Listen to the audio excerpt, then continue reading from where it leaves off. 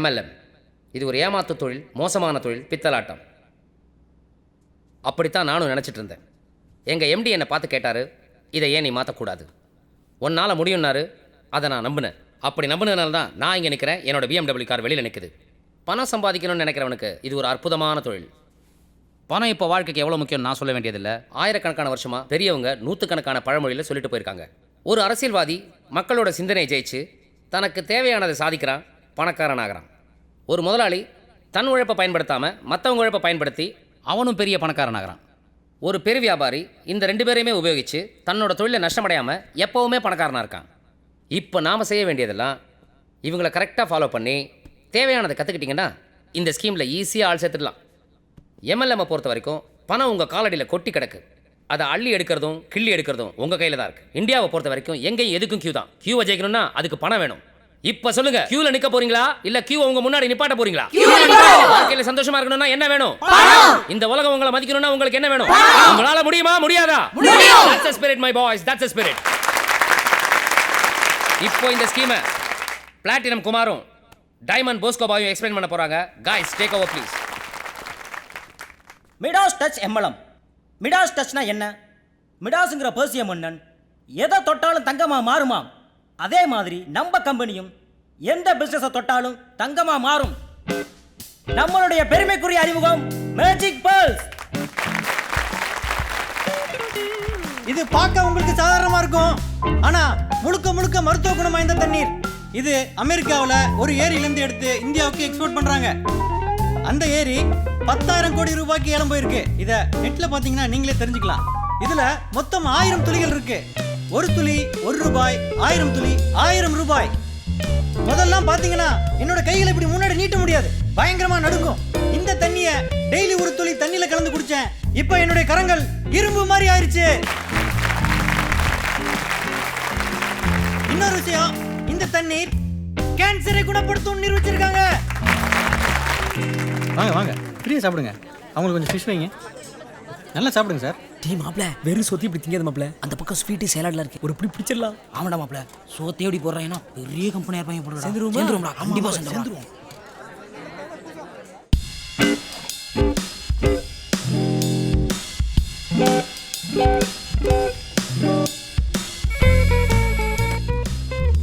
சொல்லுங்க குமார் பாய். குருபாய், உங்களை ஒரு பொண்ணை பார்க்கணுமா?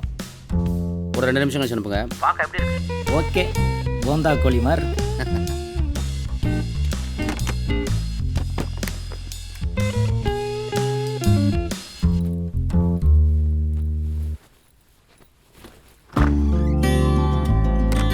अरे भाई साहब, काम कब तक पहुंचाएगा?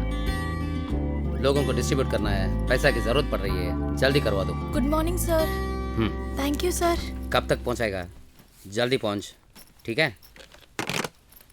சொல்லுங்கம்மா, இந்த ஸ்கீமில் ஏதாவது சந்தேகமா? இல்லை சார், என் பேர் பானு சார். வடமங்கலத்திலிருந்து வரேன் சார். மீட்டிங் அட்டென்ட் பண்ணால் வேலை கிடைக்கும்னு ஒரு அண்ணா சொல்லிச்சு சார். அதான் சார் வந்தேன். இந்த ஸ்கீமில் சேர்றது கூட என்கிட்ட பணம் இல்லை சார். இந்த ஆஃபீஸில் ஏதாவது வேலை கிடைக்குமா சார்? சாரிம்மா, இது MLM ஆஃபீஸ், இங்கெல்லாம் வேலை கிடைக்காது. ப்ளீஸ் சார், எங்கள் ஃபேமிலி ரொம்ப கஷ்டப்படுற ஃபேமிலி சார். நானும் வயசான எங்கள் அப்பா மட்டும்தான் சார். வசதி இல்லாதால பிகாம் செகண்ட் இயரோட டிஸ்கண்டினியூ பண்ணிட்டேன் சார். ரொம்ப சின்சியராக வேலை பார்ப்பேன் சார். Please sir, please. சரி, 2 நாள் கழிச்சு வாங்க. சரிங்க சார். 5000 ரூபாய் அட்வான்ஸ் கொடுக்க சொல்கிறேன். வரும்போது நல்லா ட்ரெஸ் பண்ணிட்டு வாங்க. ஓகேங்க சார். குமார் பாய். சொல்லுங்க பாய். பானு நம்ம ஆஃபீஸில் ஜாயின் பண்ண போகிறாங்க. அவங்களுக்கு ஒரு 5000 ரூபா அட்வான்ஸ் கொடுத்துருங்க. ஓகே. ரொம்ப தேங்க்ஸ் சார். இன்னும் வேலைக்கே சேராம அதுக்குள்ள அட்வான்ஸ். நீங்கள் ரொம்ப நல்லவங்க sir. All the best. Thank you sir. வரேன் சார்.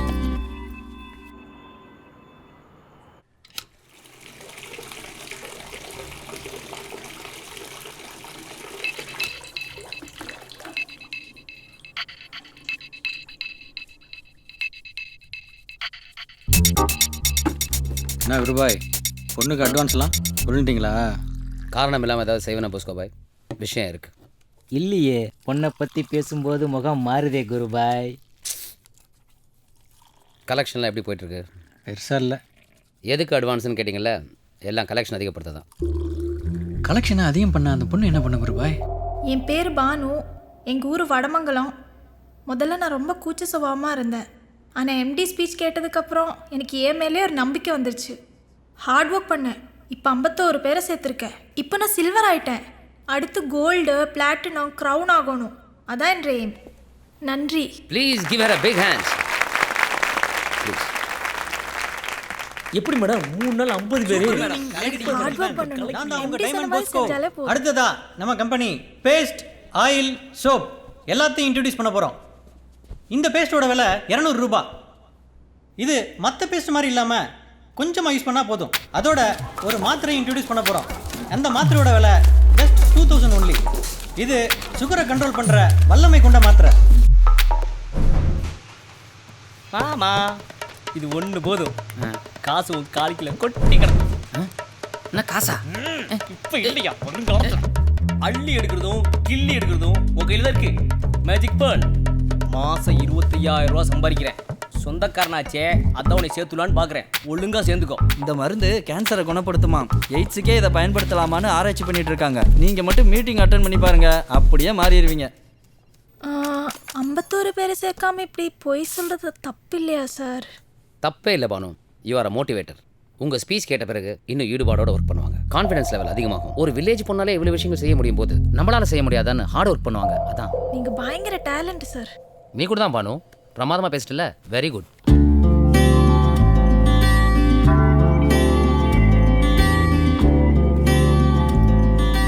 தட் ரிமைண்ட்ஸ் மீ, இந்த ட்ரெஸ் உனக்கு ரொம்ப நல்லா இருக்கு. Nice selection. போங்க சார், நீங்கள் பொய் சொல்கிறீங்க.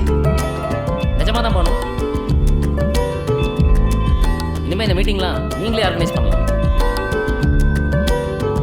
இன்னைக்கு எத்தனை பேர் புதுசா வந்திருக்கீங்க? உங்களை எல்லாம் யார் இங்க கூட்டிட்டு வந்தது? Girl friend. தப்பு. உங்களை இங்க கூட்டிட்டு வந்தது கடவுள். கடவுள் கொடுத்த வாய்ப்பு இது. கொஞ்ச நாளைக்கு முன்னாடி வரைக்கும் என்ற வருமானம் 1500 ரூபாய். வாடகை வீடு, ரொம்ப கஷ்டம். அப்பதான் எம்டியை மீட் பண்ணேன். அவர்கிட்ட என்னோட கஷ்டத்தை சொன்னேன். அப்போ அவர் ஒரு வார்த்தை சொன்னார். உங்க ஒவ்வொருத்தருக்குள்ளேயும் ஒரு அம்பானி, டாடா பிர்லா, பில் கேட்ஸ் இவங்கெல்லாம் இருக்காங்கன்னு. அதை நீங்க உணரணும்னா உங்களுக்குள்ள இருக்கிற எரிமலைய அன்லாக் பண்ணுங்க. Unlock your energy. உங்களை ஜெயிக்க இந்த உலகத்துல யாருமே இல்லைன்னு சொல்லி போராடுங்க. சார், நான் ஸ்டேஜ்ல கரெக்டா பேசினேனா? நீ இனிமேல் ஸ்டேஜில் பேசாத பானு. ஏன் சார்? விட்டா என்னையே காலி பண்ணுற போல இருக்கு. சார் போங்க sir. I'm Royal, all the way from Canada. Actually, I'm 110 years old. Tell them. என்னுடைய பெயர் ராயல். நான் வந்து கனடால இருந்து வரேன். எனக்கு வயசு 110. ஆனால் இந்த மேஜிக் பல் சாப்பிட்டதுக்கப்புறம் 60 வயசு போல தான் தெரியுதுன்னு சொல்கிறாங்க. Many young ladies are coming forward to marry me. சொன்னால் நம்ப மாட்டீங்க. இப்போ கூட சின்ன வயசு பொண்ணுங்கள்லாம் என்ன கல்யாணம் பண்ணிக்கங்க, என்ன கல்யாணம் பண்ணிக்கன்னு சொல்லி ரொம்ப தொந்தரவு பண்ணுறாங்க. பார் சண்முகம், ஃபாரின் கம்பெனி. அப்படியா? எங்களுக்கு 400 பிரான்ச், 200 நாட்டில் எங்களுக்கு பிரான்ச்சஸ் இருக்கு. அங்கே பார் எவ்வளோ பெரிய ஆஃபீஸ், பக்கத்தில் பார் ஃபாரின் டைப் பாத்ரூம். இந்த மேஜிக் பேர்ட்ஸ் வாங்கி சாப்பிட்டீங்கன்னா உன் நரம்பு தளர்ச்சி பூரா நின்று மண்டையில் குட்டின முடியலாம் மலைக்கும். அதை விடு 4 வாங்கினா ஒன்று ஃப்ரீ. ஊருக்கே நீ தான் இன்சார்ஜ். இவர் பார்க்கறதுக்கு கரடமோட மீசை வச்சு கிராமத்துலேருந்து வந்த ஒரு மாதிரி தெரியுறாங்க. இவர் தான் உழைப்பால் உயர்ந்த ஜூனியர் அம்பானி. 2 வருஷத்துக்கு முன்னாடி வரைக்கும் நான் கவர்மெண்ட்ல வேலை பார்த்துட்டு இருந்தேன். எம்எல்எம் மீட்டிங் அட்டென்ட் பண்ணேன். 2 மாசம் கழிச்சு என் மேனேஜர் கிட்ட ஒரு கவர் கொடுத்தேன். என்னோட ராஜினாமா லெட்டர். கவரை பிரிச்சு பார்த்துட்டு உங்களுக்கு என்ன பைத்தியம் பிடிச்சிருக்குன்னு கேட்டார். ஆமா சார், எம்எல்எம் பைத்தியம் பிடிச்சிருக்குன்னு சொன்னேன். அதே மாதிரி எம்எல்எம் பைத்தியம் உங்க எல்லாருக்கும் பிடிக்கணும். லெஃப்ட்ல 2 பேர், ரைட்ல 2 பேர். மாசம் 1000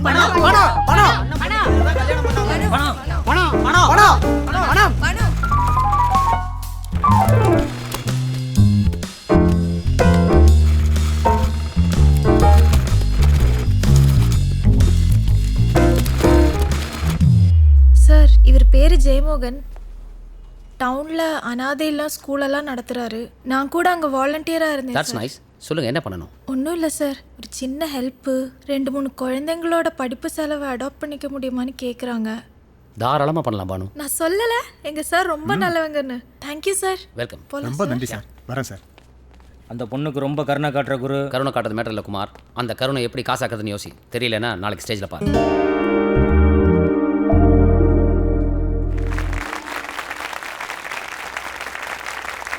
அன்புங்கிறது ஒரு சுவர் மாதிரி. அதன் மீது வீசப்படுகின்ற மண்புட்டிகள் உடைந்து சிதறும், கற்கள் காயம் ஏற்படுத்தி கீழே விழும்.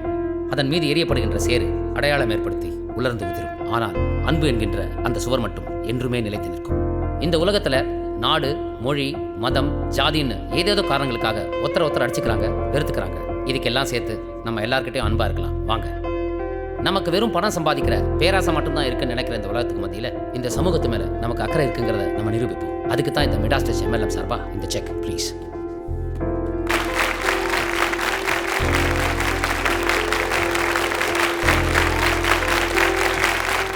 All the best. Congrats. Sir one second sir, ஒரே ஒரு ஃபோட்டோ. பானு இங்க வா. என்ன பாப்பா? சரி தூக்கிறேன் வா.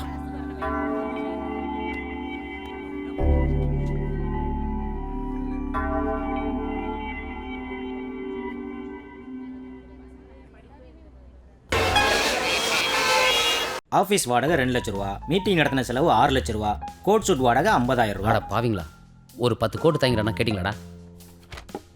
சரி மொத்தம் எவ்வளோ கலெக்ஷன்? 90 லட்ச ரூபா. ம்.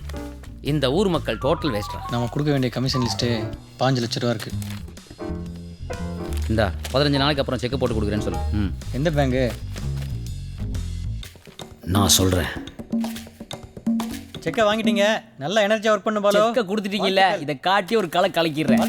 பாருங்க பட்டைய கிளப்பிடுறோம். வாழ்த்துக்கள் வாழ்த்துக்கள் வாழ்த்துக்கள் வாழ்த்துக்கள். என்ன இந்த ஜிகிடி நம்மளை கண்டுக்கவே மாட்டேங்கிறான். இந்தாங்க சும்மா கும்மன் இருக்காளே. புது பேம்ப்ளெட். மேஜிக் பர்சனலி குளிப்பாளோ. சில்வர் ஆகி கோல்ட் ஆகி எம்டி ஆகி உன்னை கரெக்ட் பண்ணடா. ஹலோ, உங்கள் எம்டி இங்கே இருக்காரு? தெரியாது. எப்போ வருவார்? தெரியாது. எங்கே போயிருக்காருனாவது தெரியுமா? தெரியாது. அப்புறம் என்ன நொன்னைக்கு இங்கே உட்காந்து ஆட்டிட்டு இருக்கா? வெங்காயம். சார் சார், என்ன ப்ராப்ளம்? உங்கள் எம்டியை பார்க்கணும். என்ன விஷயம் சார்? நீ யாரு? நான் இங்கே வேலை செய்கிறேன்.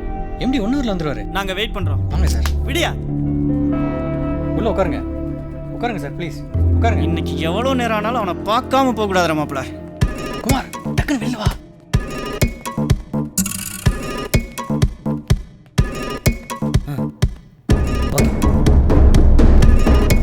மாப்பிள, நாங்க அவங்க ஆபீஸ்ல தான் வெயிட் பண்றோம். எடுத்துங்க சார். நமக்கே அல்வா கொடுக்க பாக்குறாங்கடா.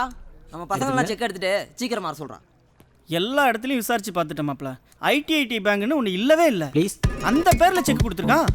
விசாரிச்சு பாப்பா மாப்பிள. பிரச்சனை மாதிரி தெரிஞ்சுன்னா மாமா போலீஸா தான் இருக்காப்ல. போனை போட்டு கூப்பிட்டுருவோம்.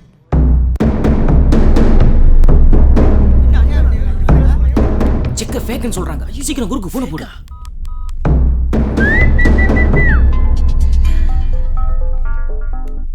சொல்லு குரு, பிரச்சனை என்னாச்சு செல்வம்? நம்ம கொடுத்த செக்கை ஃபேக்குன்னு சொல்கிறாங்க குரு.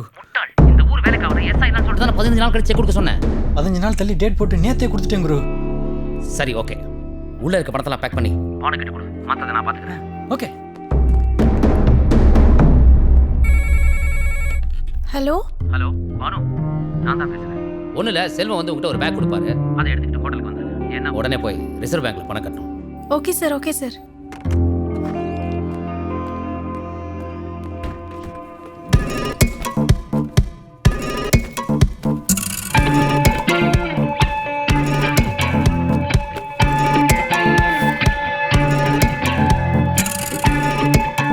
எனக்கு அப்பவே தெரியும் இவங்க எப்படி வரட்டு இன்னைக்கு அவனை கந்தலாக்கிடுறேன். யாரும் தெரியல வந்து கலட்டா பண்ணிட்டு இருக்காங்க. ச்சே. என்ன இவ்வளவு கூட்டமா நின்னுட்டு இருக்கீங்க? உள்ள போய் உட்காருங்க. நீ யாருமா? எம்டியோட செக்ரட்டரி. அந்த ஃப்ராடை தான் பார்க்க வந்திருக்கோம். அடுத்தவன் காசுக்கு அலையறான். யாரை பார்த்து ஃப்ராடுன்னு சொல்றீங்க? நம்மள மாட்டி விடாம போக மாட்டா அவரை போடுறா. பத்தி உங்களுக்கு என்ன தெரியும்? கொஞ்சம் பொறுமையா இரு. பணம் முதல்ல வெளில போட்டும். எத்தனை பேருக்கு இந்த சார் நல்லது பண்ணிருக்காரு தெரியுமா? முட்டாள்தனமா பேசாதீங்க. எனக்கு இப்பதான் ஃபோன் பண்ணாங்க. இன்னும் 1 ஹவர்ல வந்துருவாரு. பணம் எல்லாம் அவருக்கு ஒரு பெரிய விஷயமே கிடையாது. பானு, அவங்க ஏதோ தெரியாம பேசுறாங்க. முதல்ல நீங்க போங்க. சார் ப்ளீஸ் கொஞ்சம் வெளிய விடுங்க. எங்க எம்டி போந்துவாரு. எல்லாரும் உள்ள போய் உட்காருங்க. சார் ப்ளீஸ் உள்ள போய் உட்காருங்க. சார் சொல்றது கேளுங்க. எம்டி வாங்க சார். டேய் வாங்கடா. எம்டி வந்துருவாரு. இன்னைக்கு மட்டும் அவன் வராம இரு. ப்ளீஸ் உள்ள போய் உட்காருங்க. அப்புறம் பாத்துக்கலாம். உட்காருங்க. டேய் என்னடா இது சேர்ந்த உடனே சொதப்புது.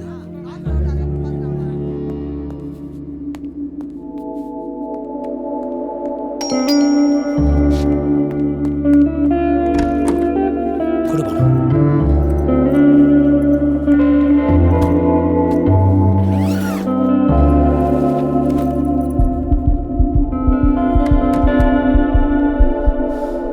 தேங்க்ஸ் பானு. எதுக்கு சார் தேங்க்ஸ்லாம்?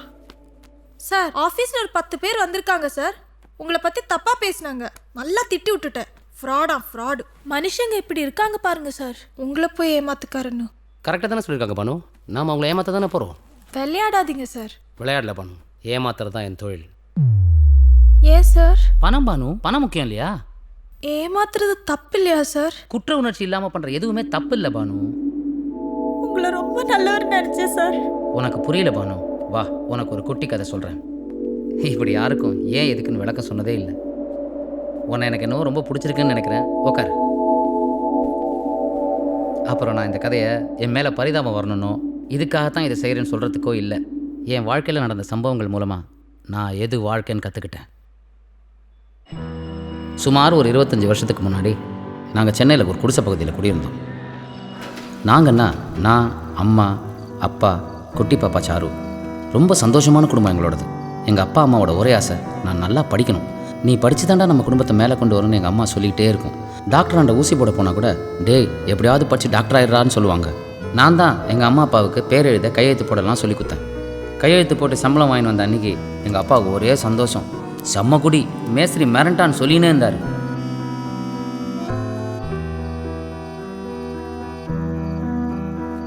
ஒரு நாள் வழக்கம் போல் எங்கள் குப்பத்து குடிசைங்களாம் எரிஞ்சு போச்சு.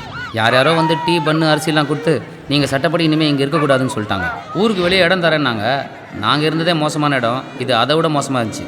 அப்பாவோட வேலைக்கு ஸ்கூலுக்கெல்லாம் தூரமாக இருந்ததால் நாங்கள் பிளாட்ஃபார்ம்லேயே குடியிருக்க ஆரம்பித்தோம். டெய்லி ஸ்கூலுக்கு போயிட்டு வரும்போது பார்ப்பேன் எங்கள் குடிசைங்க இருந்த இடத்துல பெரிய பில்டிங் கட்டிக்கிட்டு இருந்தாங்க. எங்கள் அம்மா அவன்கிட்ட கேட்டால் பேசாமல் படின்ட்டாங்க. ஒரு நாள் பிளாட்ஃபார்மில் உட்காந்து படிச்சுட்டு இருக்கும்போது டமன்னு ஒரு சத்தம், கூடவே அம்மாவும் ஆணு கத்துற சத்தம். என்னன்னு திரும்பி பார்த்தா மூஞ்சிக்கு பக்கத்தில் பெரிய டயரோட ஒரு கார் நிற்கிது. அப்பா பாப்பாவோட சத்தத்தையே காணும். நான் கதறிக்கிட்டே ஓடினேன். சுற்றி இருந்த எல்லாரும் வந்து காரை எடுத்தாங்க. அப்பாவும் பாப்பாவும் அங்கேயே நசுங்கி இறந்துட்டாங்க. அம்மாவை ஹாஸ்பிட்டலில் சேர்த்தாங்க. நான் ஸ்கூலுக்கு போகாமல் அம்மாவோட ஹாஸ்பிட்டல்லே இருக்க ஆரம்பித்தேன். மறுநாள் ஒரு NGO அக்கா வந்தாங்க. உங்களுக்கு நியாயம் கிடைக்காம விட மாட்டேன்னு அம்மா கிட்ட கையெழுத்து வாங்கினாங்க. ஆக்சிடெண்ட்டை பற்றி பேப்பர்லலாம் வந்துச்சு. கேஸ் போட்டாங்க. உங்களுக்கு நிறைய பணம் கிடைக்கும்னு சொன்னாங்க. ஆனால் எங்கள் அம்மா என் பையனை படிக்க வச்சா போதும்னாங்க. எல்லாத்தையும் நான் பார்த்துக்கிறேன்னு சொல்லி அம்மாவுக்கு ஆறுதல் சொன்னாங்க. ரொம்ப நல்ல அக்கா. என்னை கோர்ட்டுக்கு கூட்டிகிட்டு போனாங்க. கொஞ்ச நேரத்தில் 4-5 பேர் வந்தாங்க. வெள்ளை ட்ரெஸ் கருப்பு ட்ரெஸ் போட்ட ஆளுங்க. அவங்க அந்த அக்காவோட புருஷன் எல்லாரும் ஒரு ரூமுக்குள்ளே போனாங்க. நான் வெளியே நின்று ஜன்னல் வழியாக வேடிக்கை பார்த்துக்கிட்டு இருந்தேன். உள்ளே என்னென்னமோ பேசிகிட்டு இருந்தாங்க. கொஞ்ச நேரத்தில் எல்லாரும் சிரிச்சுக்கிட்டே வெளியே வந்தாங்க. அந்த அக்கா என் தலையை சிலுப்பி ஸ்வீட் பாய் நான் எல்லாம் பேசிட்டேன், அவங்க பார்த்துப்பாங்கன்னு பெட்டியோடு போயிட்டாங்க. நான் மட்டும் தனியாக கோர்ட்டில் நின்று ரொம்ப நேரம் அங்கேயே நின்றுட்டு என்ன பண்ணுறதுன்னு தெரியாமல் ஹாஸ்பிட்டலுக்கு வந்தேன். அம்மா கூட ஹாஸ்பிட்டல்லே இருந்தேன். அம்மாவுக்கு உடம்பு ரொம்ப மோசமாக ஆரம்பிச்சிது. டெய்லி 10 நாளுக்கு முதுகுத்தண்டில் ஊசி போடணும். இங்கே மருந்து இல்லை, வெளியே போய் வாங்கிட்டு வான்னு சொன்னாங்க. எனக்கு யார்கிட்ட பணம் கேட்குறதுன்னு தெரியல. வழியில் அம்மா துடிப்பாங்க, நர்ஸக்கா இங்கே வந்து ஏன் என் உயிரை வாங்குற அப்படின்னு திட்டிட்டு போவாங்க. டாக்டரு அவர் கூட நிறையா ஸ்டூடெண்ட்ஸ்லாம் வந்து பார்ப்பாங்க. எங்கள் அம்மாவை வச்சு டாக்டர் கிளாஸ் எடுப்பார். ஒரு அக்கா கேட்டாங்க, இவ்வளோ மோசமாக இருக்காங்க, ஏன் டாக்டர் ட்ரீட்மெண்ட் பண்ணாமல் இருக்காங்க?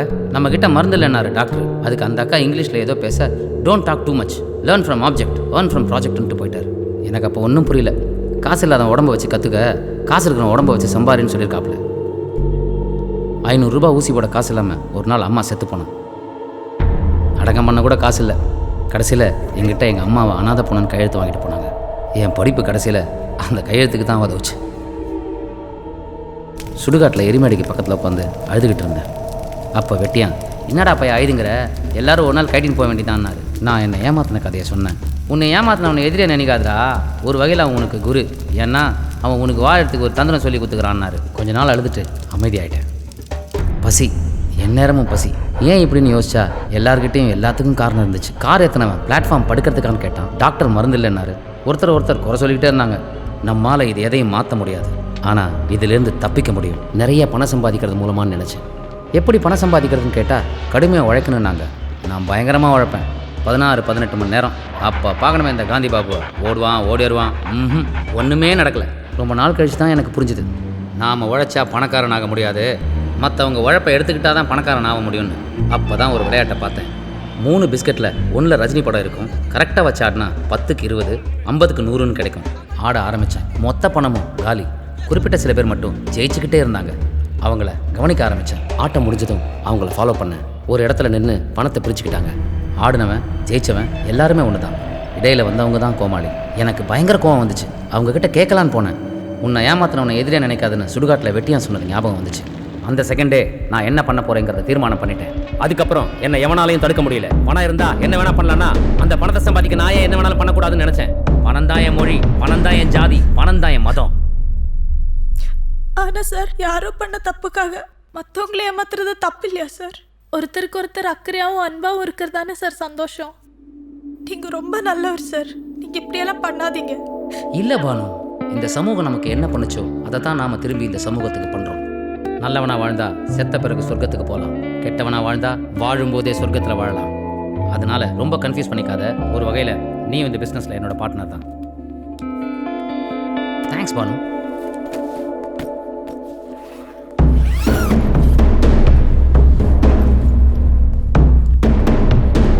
அப்புறம் நான் உன்னை ஏமாத்திட்டு தான் நினைக்காத. ஒரு வகையில் நான் உனக்கு குரு. உன் வாழ்க்கையை நல்லா வாழ உனக்கு ஒரு தந்திரம் சொல்லி கொடுத்துருக்கேன். பாய்.